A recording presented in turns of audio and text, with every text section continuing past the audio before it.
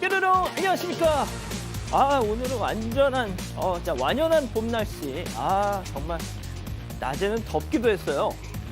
진실 추적자 사건 반장 시작합니다. 이 경기 용인에서 일가족 5명을 살해한 혐의로 체포된 50대 남성. 이 경찰 조사에서요. 사업 실패에 따른 과다 채무로 60여 건의 소송을 당한 이 상황을 비관했다라고 했답니다. 자, 광주에서 부동산 분양 사업하다가 그 지경이 됐다는 거죠. 사정을 알고 나니까 더 기가 찰 따름입니다. 이 가족 살인범도 저는 신상 공개해야 된다고 생각합니다. 자, 오늘 출연자 소개해 올리죠. 자, 백다희 아나운서, 박지훈 변호사, 박사님, 한국열린사이버대 교수 손수호 변호사 나오셨습니다. 안녕하세요. 안녕하세요. 자, 지난 4일 세종시 금남면 봉천길에서 잠시 한눈판 사이에 우리 이 다롱이를 잃어버렸어요. CCTV도 없고 매일매일 눈물로 지내고 있습니다. 제발 좀 가져가신 분 돌려주세요 하신 서덕성님. 아유 세상에. 자, 어제 아침 10시 부산 부전역 안에서 실신했습니다. 이 잠시 후에 눈을 떠보니까 어떤 분이 심폐소생술을, 다른 분들은 팔다리를 주무르고 계시더라고요. 감사 인사 꼭 전하고 싶습니다 하신 이지영님. 자, 충남 청양 사는 황규의 여사가 돌봐주는 길냥이가 있는데요. 어느 날 입에 뭘 물고 와서 계속 냥냥거리더라고요. 뭔가 하고 봤더니 세상에 저 떼굴떼굴 굴러가는 거. 야생 꿩알, 그것도 4알씩이나 돌봐준 은혜를 이렇게 갚는 것 같아요 하신 한수연님. 세상에. 원희 엄마 김연희님 모두 사랑합니다. 자, 재미는 물론 의리로 함께하는 모두 외쳐주세요. 아세사바 뉴세이 실어봉. 네, 대한민국과 전 세계 동포 가족 여러분의 시선을 모아서 출발합니다.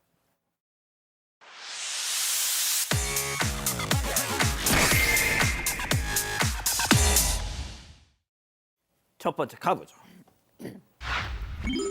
비싼 차만 골라 퍽퍽입니다. 자, 이해도 안 되고 충격적이기도 한 제보 영상 만나보시죠. 자, 야심한 새벽 길을 걷는 한 남성이요. 자, 담배를 보세요. 담배를 쓱 흡입 후에 주차된 차량으로 가서 사이드미러 펴고 발로 퍽! 돌려차기가 너 나한테 까불지마 하듯 다시 담배를 물건 뚜벅뚜벅합니다. 자, 잠시 뒤 펜스를 쑥 넘어서 길가에 일렬로 쭉 세워진 차들로 가더니 양원복 파! 자, 그리고 박지훈 파! 박상희 파! 자, 마지막 손수호 파! 자, 저 인간 저거 금융치료 한번 세게 받아봐야 내가 그때 왜 그랬을까 하려나요? 네, 어제 새벽 2시쯤에 있었던 일이고요. 서울행 길가에 주차된 차량을 지나가던 남성이 발로 차서 파손시킨 사건입니다. CCTV에는 남성이 보신 것처럼 한 병원 앞에 주차된 차량 옆으로 가서 걸어와서는 돌려차기로 사이드 미러를 파손하는 모습이 담겼는데요. 그런데 이 차가 병원 소유의 홍보용 차량인데 국내에 10대 미만으로 있을 만큼 희귀하고 고가의 외제차로 화제가 됐던 차량입니다. 또 남성은 이후에도 약 5분 거리에 있는 외제차 매장 앞에 세워진 차량 4대를 순서대로 발로 차면서요. 차문 쪽을 파손하고 사라졌습니다. 이 피해 차량들은 해당 매장에서 시승용으로 주차해둔 차량들이라고 합니다. 세상에, 저거 테슬라 사이버 트럭이잖아요. 왜 말을 못해? 자, 가수 G드래곤 백지영 씨만 갖고 있다는 그 사이버 트럭, 너 큰일 났다 진짜. 네, 엄청 비싸잖아요. 그리고 수리도 용이하지 않을 겁니다. 그렇기 때문에 좀 금전적으로 책임이 굉장히 크지 않을까 싶은데요. 이 파손한 차량들 다 억대 이상의 고가 차량입니다. 그리고 이 병원 소유 차량이 한 대 있었는데요. 이 차량 사이드 미러 수리 가격만 300만 원이고요. 또 그 다음 날 아침에 병원 행사에 쓸 차였어요. 그런데 이게 파손돼서 운행을 할 수 없었고 그로 인한 피해 따져보니까 1,000만 원 넘는다라고 밝혔고요. 또 외제차 매장에서 시승용으로 가지고 있던 차량 4대 수리비 이거 대당 1,500만 원, 2,000만 원 정도 이제 소요가 되고요. 피해를 입은 병원 그리고 또 외제차 매장이 모두 다 경찰에 신고를 했습니다. 그리고 아직 경찰이 범인을 잡지는 못했어요. 이 영상 등을 토대로 해가지고 현재 추적 중에 있는데요. 혹시 조금 전에 보신 그 윤곽의 그 남성 아시는 분 있다, 보신 분 있다 이러면 제보해 주시고요. 또 비슷한 피해를 이전에 당했건 아니면은 저 전후에 당한 분이 있을 수 있습니다. 네, 추가 피해도 저희에게 제보해 주시기 바랍니다. 좋습니다. 다음 이어가죠. 자, 남은 음식까지 포장하더니 뭘 했을까요? 충격적인 제보 영상 만나보시죠. 자, 이른 저녁 식당을 찾은 두 남성. 자, 이제 자리에 착석을 하더니 야, 너 어제 사건 반장 봤어? 아, 당근 봤지. 자, 저렇게 족발을 다 비우고 자, 기립합니다. 아, 근데 말이죠. 좀 남았네. 아이, 사장님, 이거 좀 포장 좀 해주라. 자, 다른 일행은 그냥 먼저 그냥 그러든지 말든지 나가고 있어요. 자, 그런데 직원이 왔어. 야무지게 남은 거 담아주고 있어. 아유, 많이 파세요 하고 저렇게 나가죠. 자, 그런데 직원 뒤에서 두리번 슬금슬금 뭐 하려고? 아이고, 오늘 개꿀이다, 득템했어. 자, 진짜 먹튀 중에 제일 나쁜 먹튀, 남은 거 포장까지 해가면서 돈 안 내는 먹튀, 바로 저 인간. 네, 경기도 파주의 한 족발집에서 일어난 먹튀 사건입니다. 지금 보다시피 겉으로 보기엔 너무 정상적인 50대 남자 2명이서 족발 중짜 하나 시키고 막걸리를 많이도 마셨어요. 5병이나 마셨습니다. 그리고 2시간 반이나 이야기를 했습니다. 그리고 그냥 간 것도 아니고 아까 보았다시피 이거 우리 뼈다귀 우리 강아지 주면 너무 좋아할 것 같은데 남은 거 포장 좀 해주시고 좀 따뜻하게 데워주세요라고까지 얘기해서 따뜻하게 데워준 음식을 또 포장해서 드렸습니다. 근데 그걸 가지고 먹튀한 겁니다. 먹튀 금액은 61,500원입니다. 박 변호사님, 예. 꼭 저런 사람들이 나중에 방송국에 전화해가지고 아이고, 취해서 깜빡한 걸 갖다가 영상 좀 내려 한다니까요. 그렇지만 이거는 조금 다릅니다. 지금 좀 의심스러운 측면이 뭐냐면 그렇게 술에 취한 것 같지 않다 이렇게 봤고요. 정상적으로 보였고 특히 가장 의심스러운 게 들어올 때는 정문으로 들어갔는데 나갈 때는 뒷문으로 나갔습니다. 이게 좀 의심스럽다고 결국 제보자 우리 점주님 경찰에 신고한 상태고요. 경찰이 지금 추적 중인데 이런 말씀 드리지 않을 수 없네요. 예. 참 저거를 살짝 드러내면 신고고 뭐가 다 필요 없어요. 바로 사건 반장이 끝날 무렵에 누가 제보를 하겠죠. 우리 아버지는 아닙니다. 내 친구, 우리 동네 아저씨 바로 되지 않겠습니까? 너무 확실하게 보입니다. 그러니까 말입니다. 별도예요. 이 모자이크 아닙니다. 때문에 이 우리나라 이 사회적인 비용 얼마나 이 진짜 막대한지 모르겠습니다. 굳이 치르지 않아도 될 이 비용. 좋습니다. 자, 다음 이어가죠. 야, 타! 했더니 덥석. 자, 도로 위에서 진짜 아찔한 상황을 목격했다는데요. 놀랍고도 감동적인 장면 만나보시죠. 야, 너 길 잊어버렸어? 안 돼! 야, 뒷문 열어. 태워. 무서워. 걔 안무 착. 일로 와. 여기 일로 와. 여기 타. 여기 타. 옳지. 앉아. 너 여기 목줄 이름 저기 전화하자. 엄마한테 전화하자. 그래. 인형이다, 인형. 그치, 애비야. 차에 덥석 올라탄 강아지 애비, 이제 좀 진정되나요? 아주 얌전히 앉아서 잃어버린 주인을 찾아서. 자, 다행히 애비의 집은 근처, 집에 곧 도착할 것 같은데요. 예, 애비야, 너 길 나 애비 잊어버렸어? 왔다. 자, 무사히 주인의 품으로 돌아간 것 같아요. 자, 백다희 아나운서 태어났을 때쯤 서울 압구정동 오렌지족들이 쓰던 야타를 지금 또 듣게 됐습니다. 네, 지난 5일 오전에 경북 성주군의 한 도로에서 있었던 일인데요. 도로 위에서 구조된 강아지의 이름은 애비였습니다. 당시 제보자는 핸드폰을 고치려고 수리센터에 가다가 4차선 도로 위에서 역방향으로 달려오던 애비를 발견을 했습니다. 이 제보자는 보자마자 야, 너 길 잃어버렸어? 여기 타 하면서 차량에 태웠고요. 강아지는 망설임 없이 자연스럽게 차에 올라탔는데요. 다행히 보호자 연락처가 담긴 목걸이를 하고 있어서 바로 주인에게 연락을 했다고 합니다. 애비는 어쩌다가 지 애비 품을 떠났을까요?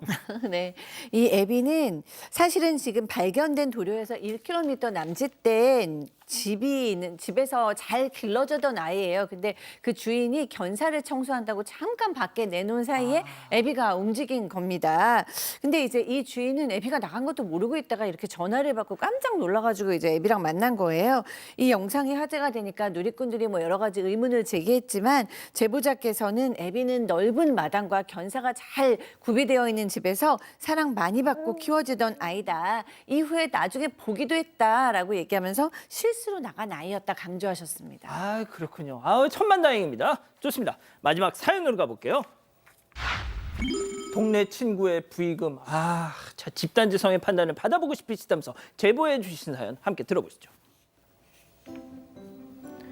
안녕하세요. 10년 전에 귀촌에서 살고 있는 50대 여성입니다. 처음 와서 적응할 때 비슷한 시기에 같이 타지에서 온 친구가 있어서 금방 친해졌어요. 동네도 작고 농사일도 서로 돕다 보니까 거의 매일 봤죠. 그런데 얼마 전에 친정아버지 상을 치르면서 서운한 일이 생겼습니다. 정신없이 창을 치르고 나서 부의금을 확인해 봤는데 이상하게 딱 한 사람만 5만 원을 보냈더라고요. 그런데 바로 그 친구였습니다. 그동안 저는 친구의 딸, 아들 결혼식, 시아버지 장례식까지 직접 가서 매번 10만 원씩 축의금과 부의금을 냈거든요. 그런데 그 친구는 직접 오지도 않고 5만 원만 송금한 걸 보니까 정말 어이가 없더라고요. 물론 장례식을 서울에서 치러서 지방에서 오기 어려운 건 이해합니다. 그래도 저보다 돈이 많으면 많았지 돈이 없는 사람도 아닌데 5만 원만 보낸 게 정말 서운해요. 계속 마주칠 텐데 모르는 사이처럼 지내야 될지 아니면 지금처럼 친구로 지내야 될지 고민입니다. 어떻게 하는 게 좋을까요? 아, 인류 최대의 난제 이 부의금. 기다리고 기다리셨던 푸처 핸즈업 타임. 지금 7천여 분의 우리 가족 여러분들 함께하고 계신데요. 채팅창에 OX로 함께 참여해 보시죠. 오늘 자아 대결입니다. 먼저 연끈차는 자아입니다. 야, 상이야, 너 존심도 없어. 이걸 왜 고민하고 앉았어? 그 지지배한테 완전 너 개무시당한 거야. 경조사 치러본 사람들은 다 안다. 안 온 사람, 5만 원 한 사람, 10만 원 한 사람, 그 이상 한 사람. 아주 엑셀 이 차트가 머릿속에 딱 다 들어가 있어. 야, 지는 빈소 가서 육개장 안 먹으니까 5만 원만 내겠다. 이 심보 같은데, 야, 상종하지 마, 동그라미. 아, 좀 솔직하셨으면 좋겠어요. 박 변호사님. 예, 저는 뭐 모르겠습니다. 아, 좋습니다. 자, 다음 모른 척 하자는 자아입니다. 아유, 그놈의 지집애 진짜 웃긴다 얘. 어쩜 한 동네 사는 10년 지기한테 그렇게 치사한 짓거리라니. 상이야. 하지만 미셸 오바마가 한 말이 있어. 그들은 저급하게 나와도 우리는 품위 있게 가자고. 이걸로 또 뭐라고 하거나 영 끊으면 너도 그 지집애랑 똑같은 사람 되는 거야. 참아, X. 아, 손 변호사님 아닐 것 같은데. 시가 좀 나나요? 네. 아, 왜냐하면 저는 마음 넓게 이거는 뭐 그냥 다 인정하고 이해하고 뭐 티내면 안 된다는 취지는 아닙니다. 왜냐하면 저도 이런 상황에서 5만 원만 달라고 왔다 이러면 뭔가 이제 화가 나죠. 화나죠? 그런데 가끔 실수가 나올 때가 있어요. 왜냐하면 직접 안 왔잖아요. 그래서 누군가에게 부탁을 했는데 그 부탁 과정에서 뭔가 착오가 생겨서 액수가 잘못 전달되거나 아니면 뭐 돈 찾아가도 넣고 대신 내주다가 좀 누락되거나 이런 경우 있거든요. 그래서 지금 연 끊는 건 좀 섣부르고 슬쩍 한번 좀 운을 띄워서 한번 어떤 일이 있었는지 한번 확인을 해봐야 되지 않겠냐 이런 생각입니다. 그렇군요, 교수님. 네, 뭐 이런 경우가 좀 생각보다 좀 부지기수로 많은 것 같아요. 나는 이렇게 성성껏 했는데 저쪽은 내가 한 것만큼 안 하는 케이스. 근데 그럴 때마다 되게 서운해하면 사실 인간관계가 손절할 인간관계가 너무 많은 것 같아요. 그러니까 이제 그분은 이 제보하신 분은 항상 무슨 이제 행사가 있거나 뭐 장례가 있을 때마다 늘 10만 원을 하시는 분이 있고 또 어떤 분은 보통 때 밥도 잘 사지만 이럴 때는 그냥 나는 늘 5만 원만 해라는 분도 있어서 꼭 내가 받은 만큼 준다, 준 만큼 받는다라는 공식으로만 볼 수는 또 없는 문제가 있습니다. 자, 정말 너무 많은 이 결혼식 상가 가시는 우리 박지훈 변호사님. 저는 뭐 다 똑같이 냅니다, 사실은. 그래서 사실 계산하기 좀 어렵기 때문에 항상 같은 금액을 내는데 저도 이런 생각이 많이 들어요. 아마 좀 돈이 없었나 그 시점에. 하여튼 25만 원이 돼 있지 않습니까? 그래서 사실 5만 원 들어왔기 때문에 다음부터 5만 원 주면 돼요. 똑같이 그 위에 뭐가 생기면 이분한테 뭐가 생기면 그걸로 인연을 끊기에는 조금은 급하다. 한번 줘봐요. 하면 3만 한번 줘보죠. 한 2만 원 줘보든지 줘보면 알 수 있거든요. 그래서 굳이 지금 인연 끊지 마라 아직까지는. 알겠습니다. 자, 백다희 아나운서. 네, 제가 생각해도 뭐 서운할 수는 있는데 혹시 사연자가 모르는 일이 있을 수도 있으니까 좀 지내다 보면은 좀 오해가 풀릴 날이 오지 않을까라는 생각을 했고요. 댓글도 보겠습니다. 담비맘님, 그건 좀 아니죠. 거리를 좀 두세요라고 하셨고요. 한인자님은 그냥 조금 더 두고 보세요라고 하셨습니다. 유리가면님은 아마 사정이 있을 겁니다. 그렇게 생각하고 친구의 정을 끊지는 마세요라고 하셨습니다. 저는 무조건 연끈차. 예. 사반 제보 메일과 카톡 제보 채널에선 많은 사연 제보 기다리고 있습니다. 자, 첫 번째 사건 이어갑니다.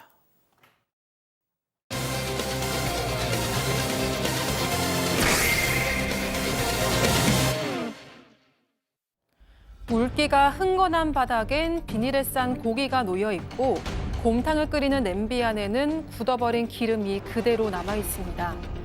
이곳은 고추장 불고기와 곰탕 등을 만들어서 휴게소에 납품을 하는 식품업체의 공장 내부인데요. 한눈에 봐도 비위생적인 식품업체의 충격적인 위생 실태를 알아보겠습니다. 아유 교수님, 아유 지금 영상만 봐도 아이고. 아, 그러니까요. 저도 아. 영상을 보고 내가 정말 이렇게 음식을 사 먹는 게 괜찮은 건가? 아유. 라는 생각이 들 정도였는데요. 영상 속에 등장하는 공장은 대구시 달성군에 있는 한 식품업체가 운영하는 식품 제조 공장입니다. 제보자는 지인의 소개로 이 식품업체의 대표를 알게 돼서 투자를 하시게 되셨대요. 근데 이 영업이 잘 될 때는 한 달에도 수천만 원, 1년에는 몇 억씩의 매출을 올릴 정도였다고 합니다. 그리고 이 제품은 서울 만남의 광장 휴게소와 진주 휴게소 등에 납품이 됐다고 해요. 그런데 나중에 보니까 이 업체의 위생 상태가 영상에서 본 것처럼 너무너무 심각했다고 합니다. 자, 들으셨죠? 이걸 저희한테 제보해 주신 분이 저 업체에 투자를 한 투자자예요. 투자를 했던 투자자분이 오죽했으면 이걸 제보를 해 주셨겠어? 자, 업체의 실체를 고발하게 된 이유, 체크포인트 짚어보죠. 자, 휴게소 곰탕의 비밀, 제보자분 얘기 들어보시죠. 대표적인 게 휴게소의 곰탕, 그 고추장 불고기, 갈비탕, 요런 육류 가공 제품 만드는데요. 음료택배를 팔리는데 이렇게 씻지도 않고 바닥에 비위생제에 그대로 생산을 하고요. 그리고 뜨거운 물을 세척을 해야 되지만 커피포트에 뜨거운 물을 받아서 기름만 살짝 떼내고 그냥 그대로 작업하고 위생 장갑이나 모자 이런 거 펼쳤고요. 보셔도 솔직히 음식을 섭취할 수 없는 현장이지 않습니까? 이런 비위생 제품을 이 소비자들이 모르고 섭취를 하는 거예요. 박 변호사님! 정말 화면만 봐도 알겠습니다. 저게가 음식물 공장인지 뭐 다른 공장인지 너무 충격적인데 이게 휴게소에 납품하는 거예요. 주된 제품이 고속도로 휴게소. 예예 곰탕, 고추장 불고기, 갈비탕 제가 좋아하는 세 가지인데 이게 지금 고추장 불고기 다 완제품을 만들어서 가는데 지금 보이죠? 비닐 옆에 지금 뭘 좋아하신다고요? 곰탕, 갈비탕 다 좋아합니다. 고추장 불고기. 더 좋아합니다. 더 좋아하는데 문제는 완제품으로 만들어서 주는데 만드는 과정이 지금 다 보여요. 저 기름 같은 것도 있고요. 그 커피포트에 물을 끓여서 그냥 기름 걷어내고 고기 같은 거 저기 그냥 막 던져 놓습니다. 더 중요한 거는 대부분 이래 보면 안전한 그 위생 모자라든지 장갑 같은 거 착용하는데 위생 모자 아무것도 없습니다. 그래서 이 모습 보면 철공소 같지 않습니까? 철공소, 목공소. 베어링 뭐 이런 거 만드는 데 갔잖아요. 근데 저기가 음식을 만들고 있다. 완제품을 소비자들이 아무것도 모르고 섭취하고 있다. 이렇게 제보를 하게 됐다고 합니다. 손 변호사님 오죽했으면 저 공장, 저 업체에 투자를 하셨던 분이 투자해서 돈 벌려고 했던 분이 제보를 하셨어요. 그렇습니다. 좀 상황이 심각하기 때문에 그렇게 한 건데 결국 이제 관할 지자체가 단속에 나섰습니다. 그래서 작년 12월인데요. 적발했어요. 적발했어요? 네, 그런데 걸렸습니다. 어. 우선 위생 상태 불량, 당연히 눈으로 보이죠. 또 그뿐만 아닙니다. 관련해서 여러 가지 서류를 작성해야만 할 의무가 있는데 이런 것들을 제대로 작성하지 않은 거예요. 거래 내역이라든지 생산 기록, 작업 기록, 원료 입고, 사용 이런 것들 서류를 작성하지 않았습니다. 다 적발이 된 거죠. 그리고 사실 곰탕은 육수가 거의 전부라고 할 수 있잖아요. 그런데 이 곰탕용 소갈비뼈 이게 언제 온 건지도 모르겠고 또 원산지가 어딘지도 적혀 있지 않았습니다. 이게 어디서 왔는지도 모르는 이런 알 수 없는 걸 가지고 만들어서 이제 먹은 거잖아요. 결국 이제 관할 군청이 이거 갈비뼈 폐기해라 이렇게 명령했고요. 또 영업정지 54일 그리고 또 과태료 30만 원 부과했는데 근데 이게 끝이 아닙니다. 또 있어요? 예, 끝이 아닙니다. 왜냐하면 이거 영업정지 54일 받았잖아요. 예. 그러면 일을 하면 안 되잖아요. 네. 그럼에도 불구하고 공장에서 계속 이거 제품 제조를 해서 그걸 또 올해 1월에 또 걸린 겁니다. 영업정지 기간 중간에 생산했잖아요. 예. 이거 당연히 또 불법이죠. 그래서 2월 7일부로 식육 가공업에 대한 영업허가 취소됐습니다. 자, 취소됐으면 더 할 얘기 없잖아요. 근데 이게 이유가 있었던 게 시청에서 허가를 받았던 식육 가공업에 대한 영업 허가는 취소가 됐지만 군청에서 받은 또 다른 사업자 등록이 있었습니다. 그래서 그 이후에도 이 비위생으로 문제가 됐던 공장에서 제조를 계속 이어나갔던 건데요. 와우. 이 제보자는 업체 대표가 영업 정지 처분을 받은 뒤에도 공장 두 군데에서 문을 잠그고 생산을 이어갔다고 주장을 했습니다. 자, 허가 취소까지 나왔는데 공장 문을 걸어 잠그고 계속 저짓을 하고 있었어요. 자, 그런데 어느 날 관할 군청에서 공장에 불시 검문을 나갔답니다. 자, 그날도 몰래 무언가를 제조하고 있었던 업체 대표와 딱 마주쳤다고 합니다. 당시 상황 직접 만나보시죠. 이게 뭐냐고 통과지는 길이 이게 왜 따뜻하냐고요. 작업 안 하신다면서요. 작업하셨네. 홀수적으로 그냥 해놨다가 뺐어요. 목적이 있으니까 그게 필요하는 거야. 이 공적끼리가 뭐하냐고요. 안 하신다면서요. 안 하는데 나도 서면이 들었거든요. 그래서 이거 하라고 하는 거 맞죠? 서면 이 소리 어디 나가는데요. 지금은 안 되죠. 돌아가면 하면 내가 그게 진짜 아, 뭔가 시원찮아 답변이. 네, 군청 공무원들이 이제 불시 검문을 나갔어요. 근데 곰탕을 끓이다가 딱 걸린 겁니다. 이거 왜 따뜻해요? 이 냄비가 왜 따뜻해요? 라고 물어보니까 그냥 껐다가 그냥 켰다가 껐은 것 뿐이에요. 아무것도 안 했어요. 라고 얘기를 해요. 그런데 군청 공무원이 의심스러우니까 계속 따져 물었죠. 이거 목적이 있으니까 끓인 거 아닙니까? 막 물어봤어요. 그랬더니 뭐 자백을 한 거나 마찬가지입니다. 영업은 안 하는데 혹시 소매로 좀 주문이 들어오면 그때 좀 팔 수도 있어서 준비한 거다라고 얘기를 했습니다. 이날 검문에서 영업 일지 등 관련 서류가 제대로 작성되지 않았던 것도 확인이 됐고요. 그래서 영업 정지 17일 행정처분도 받았습니다. 자, 지금은 진짜 다 끝난 거죠, 손 변호사님? 끝나긴 했는데 그 제작진이 연락을 해봤더니 또 더 좀 이상한 얘기들이 있습니다. 또 네, 뭐? 이것도 전해드릴게요. 어. 영업정지 기간 동안에 만들어가지고 납품한 거 아니냐 이렇게 좀 지적을 했더니 이거 좀 변명을 합니다. 일단 주장이에요. 주장을 전달해드리겠는데 3월까지 휴게소에 그 납품한 거는 영업정지 전에 그러니까 작년 12월 그 당시에 생산한 제품들이다. 그거를 올해 3월에 납품한 거니까 이거는 문제 없는 거 아니냐라는 무슨 주장을 소리야, 했고요. 또. 네, 그리고 그것도 이미 다 소진됐다라고 했는데 이 소진이라는 건 다 팔았던 얘기입니다. 예. 네, 다 팔았으니까 없어진 거죠. 또 그 후에 납품할 곳이 없어진 경우에는 폐기 처분했다라고 하고 있는데 이 폐기 처분한 게 뭐냐면은 3월에 또 생산한 게 있다는 거예요. 근데 그 제품은 휴게소에 납품을 못했고 납품할 데가 없다 보니까 거의 다 폐기 처분했다. 이게 이야기를 할수록 뭔가 좀 이상합니다. 계속해서. 그리고 그러면서 또 이런 얘기 덧붙였는데요. 지금까지 위생 관련해서 문제된 적이 단 한 번도 없었다.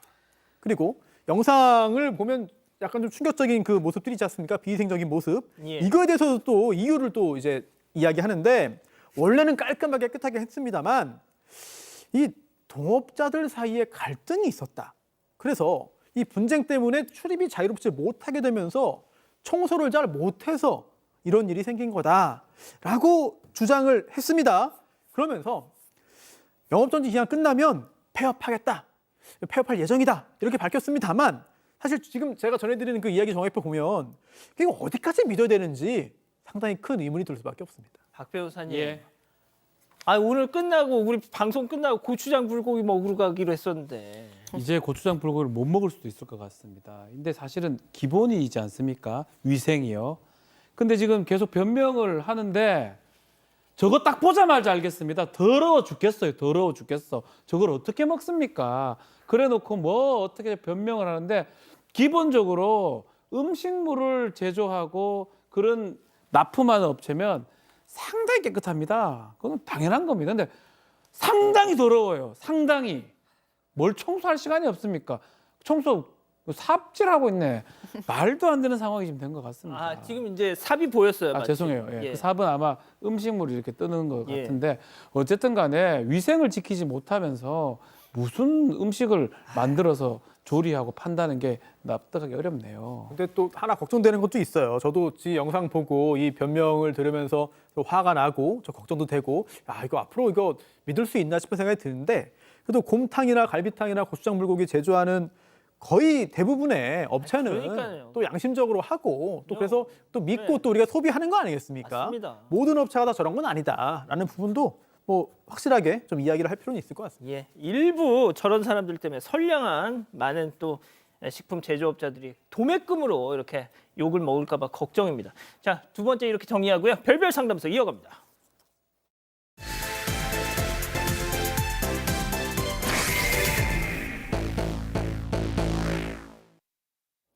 결혼식을 막 마친 한 여성이 축의금 봉투를 열어봅니다. 그런데 봉투 안에는 현금이 아닌 상품권이 들어 있었는데요. 이를 본 남성, 진짜 선물은 따로 있다며 큰 소리치고 있습니다. 그리고 며칠 뒤 남성은 텔레비전을 들고 나타나는데요. 하지만 이를 본 여성의 얼굴에는 실망이 가득합니다. 매번 말을 바꾸는 남성 때문에 지쳤다는 여성. 과연 두 사람 사이엔 어떤 사연이 있었던 걸까요? 자, 오늘도 정말 열받는 사연입니다. 가족 모두가 자랑스러워했던 한 오빠의 얘기입니다. 네, 제보자는 50대 여성이에요. 어렸을 때부터 아주 동네에 소문이 자자하게 똑똑하다고 소문나 있던 오빠가 있었습니다. 근데 이제 제보자는 공부를 뭐 별로 이렇게 잘하진 못해서 졸업하자마자 바로 이제 공장에 취직을 했습니다. 그런데 이제 취업 전선에 뛰어들어서 월급을 많이 받잖아요. 그러면 그걸 다 고스란히 엄마를 드렸는데 그 엄마가 다 오빠의 학비를 쓰셨다고 해요. 그러면서 늘 부모님께서는 오빠가 잘 돼야 너도 잘 되는 거다 이렇게 얘기를 하셨고 그런 게 어딨어. 제보자도 그 얘기를 막 듣다 보니까 이 오빠가 너무 자랑스럽다라는 생각이 들었다고 합니다. 집안에서도 부모님보다도 오빠 목소리가 더 클 정도였대요. 오빠가 먼저 결혼을 했는데 네. 그동안 오랫동안 공장 일을 해서 모은 돈을 전 재산을 축의금으로 냈다고 합니다. 아유, 이제 공장 일을 하면서 모은 돈을 이 동생 사연자분이 오빠 축의금으로 다 냈어. 네, 근데 이제 이런 애정이 제보자만의 일방통행 같은 거였죠. 이제 제보자가 결혼식을 할 때는 축의금 정산을 해보니까 친오빠 봉투에서 현금 대신 상품권 5만 원짜리가 들어있었습니다. 잠깐만요. 제보자가 결혼을 네, 했는데 제보자 결혼식에는 이제 어. 친오빠가 현금도 아니고 상품권 5만 원짜리를 낸 거죠. 나는 공장에서 번 돈 네, 다 열심히. 축의금으로 줬는데 네. 오빠란 인간은 상품권 하나 줬다. 네, 그래서 이제 제보자가 당황해하니까 오빠가 옆에서 보더니 사실 진짜 선물은 따로 있다. 너희 주려고 좋은 TV 하나 사뒀어 이러면서 자랑을 했대요. 그리고 며칠 뒤에 실제로 이 텔레비전을 들고 오기는 했습니다. 그런데 한눈에 딱 봐도 좀 누가 어제까지 쓰다가 방금 막 가져온 중고 TV였던 거죠. 그런데 더 황당한 건 며칠 뒤에 오빠가 다시 와서는 친구가 다시 달래 이러면서 TV를 다시 가져갔습니다. 그 와중에 TV를 살펴보면서 그 사이에 흠집까지 냈냐? 이렇게 좀 눈치도 줬다고 합니다. 손 변호사님, 네. 이게 사람입니까? 근데 그게 전부가 아닙니다. 또 있어요? 예, 제가 전해드리는 이야기를 들으시면은 이게 더 화가 날 수밖에 없는데요. 사실 오빠가 뭐 그동안 발언권도 세고 집에서 또 무섭기 때문에 동생 입장에서는 뭐라고 또 지적도 못하고 뭐 화도 못 내요. 그런 상황에서 5년 전쯤에 오빠가 찾아와가지고 가지고 있는 돈 다 빌려줘라, 빌려달라 이렇게 요구를 한 거예요. 근데 그 이유가 뭐냐면 오빠의 큰아들이 결혼을 해야 되는데 우리 아들이 결혼하는데 내가 집을 한 채 해줘야 된다. 근데 돈이 좀 모자르니까 네가 좀 돈을 좀 빌려줘라고 요구를 한 겁니다. 당시에 그 제보자는요, 이혼한 다음에 혼자 힘으로 딸 키워가지고 막 독립까지 시킨 그런 상황이었고요. 또 그제서야 이제 노후를 이제 준비해야 되니까 적금을 들어서 붓고 있던 중이었거든요. 이거를 알고 있던 거예요, 오빠가. 그러면서 돈 모아놓은 거 있는 거 아니까 빌려줘라라고 얘기를 했고 동생이 이게 쉬운 결정이 아니잖아요. 그러자 야, 내가 설마 오빠가 동생 돈을 떼먹겠냐 이렇게 이야기하면서 걱정하지 말아라. 그러니까 안심을 시키고 결국 이 제보자가 5천만 원을 안 돼. 5천만 원을 오빠한테 줬습니다. 자, 박 변호사님도 여동생 있잖아요. 네네. 여동생분 결혼하실 때 박 변호사님 진짜 아낌없이 다 주셨잖아요. 많이 줬죠. 아낌 없는지는 몰라도 많이 주셔야죠. 당연히. 근데 이 줘야죠. 사람은 네. 지금 중고 TV 줬다가 또 뺏었어. 네. 그리고 또 적금 들어오는 5천만 원도 가져갔어. 자, 가져간 거 좋아. 갚으면 문제 없잖아요. 안 갚죠. 설마 떼먹겠냐? 설마 떼먹었어요. 5년 뒤에. 5년 동안 원금도 안 갚고요. 이자도 한 푼 안 줍니다. 야, 이건 아니다 싶어서 얘기를 좀 하면 사업이 어렵다. 왜 가족끼리 도와주지 못할 망정 이렇게 막 돈 달라고 하느냐라고 계속 얘기를 했다고 하고요. 아, 가족끼리 뭘 빌려줘 놓고 달라 그래 이랬다고요? 예. 그래서 나중에 이제 문제가 이제 제보자 딸이 이제 결혼을 하게 돼서 이제는 좀 돈이 좀 필요한 상황이 돼서 그럼요. 오빠한테 좀 얘기를 다시 하니까 충격적이대요. 사업도 잘 안 되는데 어떻게 이런 말 하느냐고 난리를 치고 그러면 1,000만 원이라도 좀 줄 수 없냐라고 하니까 또 난리를 쳤다고 해요. 그래서 나중에는 한 달에 한 20만 원이라도 좀 달라라고 하고 만약 그렇게 안 되면 그 큰 조카, 이 큰 조카한테 썼던 돈 아니겠습니까? 얘기를 하겠다고 하니까 오빠가 갑자기 욕설까지 했다고 합니다. 야, 진짜 돈을 빌려간 이 오빠라는 사람이 오히려 더 상전 노릇을 하는 이 어처구니 없는 상황. 자, 실제 제보자 얘기 들어보시죠. 돈이 없다고 안 된대요. 자기도 지금 뭐 대출이 너무 많고 해가지고 뭐 안 된다는 거예요. 그래서 그러면은 20만 원이라도 자기가 좀 갚아라 그랬더니만 그것도 안 된대요. 그러면서 막 이제 비웃으면서 막 돈 없다 그러고 막 그렇게 하더라고요. 그래서 제가 그랬죠. 그러면은 한테 나 받을 거야 그랬더니 니 사채업자냐 그러는 거예요. 그래서 아니 사채업자가 이렇게 착한 사채업자 봤냐. 이자도 안 받고 이렇게 착한 사채업자가 어디냐고 내가 막 그랬죠. 오빠 이렇게 착한 사채업자 봤어? 하니까 그 오빠라는 인간이 네. 또 뭐 또 충격적인 얘기를 하죠. 1억을 내놓으라고 이렇게 요구를 하는데 이유가 내가 너 딸 취업시켜줬으니까 소개비로 1억을 줘 이런 요구를 했습니다. 몇 년 전에 제보자 딸에게 좀 회사를 소개를 해준 적이 있었대요. 당시 딸이 직접 이력서를 냈고 면접까지 거쳐서 합격을 하고 성실하게 일을 했다고 합니다. 그런데 1년쯤 지나서 이게 월급이 밀리기 시작을 했고 결국 회사 사정이 어려워져서 퇴사한 뒤에 지금은 다른 더 좋은 회사에 취업해서 잘 다니고 있다고 하는데요. 그런데도 오빠는 지금 네 딸이 지금 좋은 회사 들어간 게 다 내가 취업시켜준 그 직장 경력 덕분이다 이러면서 취업비로 돈 1억도 모자른다 1억 내놔 이러면서 억지를 쓰기 시작을 했습니다. 아니 취업 소개 그 1억 주면은 그 중에서 5천만 원 돌려줄 거 그 속셈이잖아요. 아니 그럼 내 돈 내 돈 줘가지고 내 돈 돌려받는 건데. 아유, 말도 안 되죠. 너무너무 치사하죠. 무슨 조카 취업 소개해줬다고 1억 내라는 삼촌이 어디 있어요. 그러니까 이제 뭐 돈을 못 주겠다라는 얘기 같아요. 그러니까 이렇게 대화가 전혀 안 되니까 이 여성께서 새언니한테 전화를 했어요. 그래서 새언니 내가 지금 상황이 이러니까 이 돈 좀 줘. 그렇게 얘기를 했더니 이 새언니도 뭐라고 얘기하냐면 다 사정이 있어서 그래. 우리가 오빠가 이 사업이 너무 안 돼서 그래. 주고 싶은데 못 주는 거야 라고 얘기를 했어요. 그런데 사실 이 오빠는 서울에 아파트가 2채 있고요. 자동차도 지금 2채 있는 상황이었어요. 그러니까 돈이 없다는 얘기가 좀 이해가 안 되는 거죠. 그래서 오빠한테 계속 달라 그랬는데 오빠가 이렇게 얘기를 하는 거예요. 네 딸 회사 그만두면 내가 5천만 원 줄게 라고 얘기를 하는 거예요. 정말 네, 너무 구질구질하게 나오는데 그러면서 이제 거기서 끝나지도 않고 그래 내가 너무 뭐 더 봐줄게 크게 봐줘서 취업 소개비는 4천만 원만 줘라. 그리고 나머지 1,000만 원은 내가 10만 원씩 줄게 라고 얘기했다고 합니다. 자, 여기서 오늘의 궁금증 짚어보죠. 손 변호사님, 이게 사람입니까? 사실 가족 간의 일은 정말 특수성이 있고 또한 제3자가 밖에서는 다 파악할 수 없고 뭔가 내막과 어떤 사연이 있기 마련인데 적어도 지금 이렇게 자세하게 알아본 이런 내용만 토대로 본다면 이거는 좀 잘 이해가 안 갑니다. 그리고 이 오빠가 주변 사람한테 전부 다 이렇게 했느냐 아니면 유독 이 제보자 여동생에게만 이렇게 했느냐 이것도 좀 굉장히 궁금해요. 저는 후자일 것 같습니다. 그럴 가능성이 상당히 높아 보입니다. 이게 뭐 물론 아주 오래전부터 여러 가지 사정들이 있었겠습니다만 처음부터 뭔가 그래도 본인의 주장을 좀 강하게 하고 뭔가 본인이 좀 억울한 부분들을 피력을 했으면 여기까지 오지 않을 수 있지 않았을까 싶은데 이걸 오빠가 계속 악용을 한 겁니다. 이 착한 여동생이 착하니까 계속 공격을 하고 계속 뭔가를 받아간 거거든요. 그런데도 반성은커녕 계속해서 큰 소리를 치고 있으니 이거는 일반적인 상식으로는 도저히 이해할 수 없고 또 용납할 수 없는 그런 상황이 아닌가 싶습니다. 박 변호사님, 법적으로는 어떻게 할 수 없어요? 해야죠. 법적으로 할 수 있습니다. 지금 소개비 뭐 1억 이거는 말도 안 되는 주장이고요. 5천만 원 빌려줬는데 아직 안 갖고 있습니다. 그거 채권 채무 관계로 달라고 할 수 있거든요. 만약에 계속적으로 안 준다면 소송 제기를 해가지고 판결문을 받아서 집도 있다고 하니까 뭐 경매 압류를 한다든지 가압류, 압류, 경매까지 하는 방법이 마땅해 보입니다. 자, 교수님.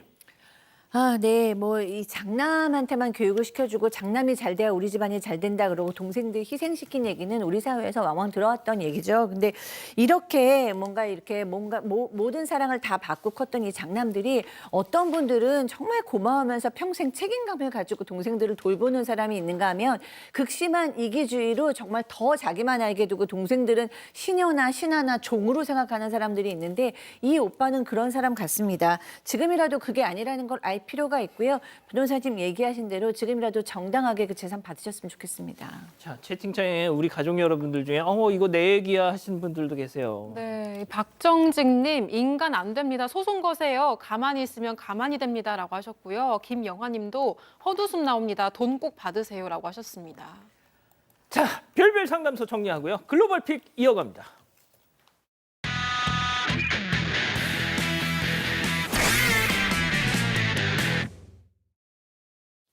네, 차들이 도로를 쌩쌩 달리고 있는데요. 이때 한 차량이 벽면을 부수고 뿌연 연기를 남기면서 도로 위를 이렇게 날아갑니다. 그러고는 반대편 벽에 부딪히는데요. 왜 날아가지? 네, 도로는 그야말로 아수라장이 됐습니다. 예꾸준 차량이 옆구리를 부딪혀서 넘어졌고요. 네, 또 다른 차량들도 그 여파 때문에 비틀비틀 거리면서 겨우 도로를 지나가고 있습니다. 네, 사고 이후 운전자를 포함한 2사람이 병원에 입원했습니다. 다행히 모두 안정을 되찾았다고 하는데요. 자세한 사고 원인은 아직 조사 중이라고 합니다. 다음 이어갑니다. 평화로운 가게 앞인데요. 남성이 달려오다가 꽝! 뭔가 부딪히고 맙니다. 무슨 일이야? 놀란 사람들이 그쪽을 쳐다보는데요. 왜? 가운데에 있는 선이 흔들흔들 거립니다. 보이시죠? 저기가 유리벽인데 티끌 하나 없이 너무 깨끗한 바람에 그만 부딪히고 만 겁니다. 누가 저렇게 청소 또 깨끗하게 했어? 자, 충돌하자마자 남성이 뒤로 튕겨 나가버리는데 여성이 획 잽싸게 몸을 돌려서 피해버립니다. 아무래도 많이 아픈지 남성 안경을 벗고 얼굴도 만져봅니다. 유리가 깨지지 않는 걸 천만다행이라고 여기고 조심하세요. 아우, 저 때는 아픈 것보다 창피한 게 더. 자, 다음 이어갑니다. 블랙박스 차의 대각선으로 자전거와 오토바이가 보입니다. 오토바이가 자전거에 점점 가까이 다가가더니 손을 뻗어서 쑥 빠르고 정확한 손전등으로 와우. 휴대전화를 낚아챕니다. 와우! 자, 뒤를 힐끗 살피고는 휴대전화를 챙겨 넣으면서 속도를 높이는데요. 선수네. 불박차가 열심히 쫓아가보지만 차들 사이로 여기저기 도망치는 오토바이를 어떻게 쫓아가? 따라잡기는 역부족인 것 어떻게 같습니다. 쫓아가? 자, 안전을 위해서 추격을 포기한 불박차 운전자는 어. 대신 이 영상을 자전거 운전자에게 줬다고 합니다. 경찰에 신고도 했다고 하니까요. 조만간 좋은 소식이 있었으면 좋겠습니다. 저 뒤에 넘버 있으니까. 자, 네. 마지막 이어갑니다. 네, 학생들이 육상 트랙 위에서 나란히 서서 준비 자세를 하고 있습니다. 그런데 그 가운데 이렇게 까치 한 마리가 총총거리면서 다가가고 있는데요. 야야야, 너 피해, 너. 네, 학생들이 출발하는 순간 이 까치도 같이 날아서 그 뒤를 열심히 따라가고 있습니다. 네, 달리기 대신 까치는 날개로 육상 대결에 참여를 하고 있는데요. 우연이 아닌 게 학생들이 다시 뛸 때도 똑같이 이렇게 뒤를 쫓아가고 있습니다. 네, 똑똑하죠. 네, 부침성 좋은 까치는 이 학생이 마음에 들었는지 타고 올라가서 이렇게 애교를 부리기도 하는데요. 학생도 까치를 곧잘 쓰다듬는 걸 보면 둘이 좋은 친구가 될 것 같습니다. 아유, 그렇군요. 자, 글로벌 픽 이렇게 정리하고요. 잠시 뒤에 돌아오겠습니다. As long as I try and move, time always flies and move, but I take a chance. J'y crois encore, I won't play around the stars a little more. Chance au Splendide, le nouveau parfum, Chanel. 빈틈없는 흡입력, 전기분해 기술로 세균은 말끔하게, 쿠쿠 이 바닥을 깔끔하게 평정. 쿠쿠 파워클론 무선 청소기. 갱년기. 정말 ER 하나로, 작은 ER 하나로 안전하게 하루 하나를 만드는 변화. 갱년기 정도평가 지수 11가지 항목 개선. 갱년기엔 ER 하나. 빠른 화력은 기본. 요리 매연까지 잡는 건 기술. 오, 공기가 다르네. 새로운 주방 시스템의 탄생. 나비엔 매직. 가스레인지도 나비엔 매직. 예, 사랑하는 사건반장 가족 여러분 행복한 밤 보내시고요. 오늘도 유튜브 라방 사반 후반 달려봅니다. 저희는 내일도 사반 750 저녁 7시 50분에 다시 옵니다. 안녕히 계십시오.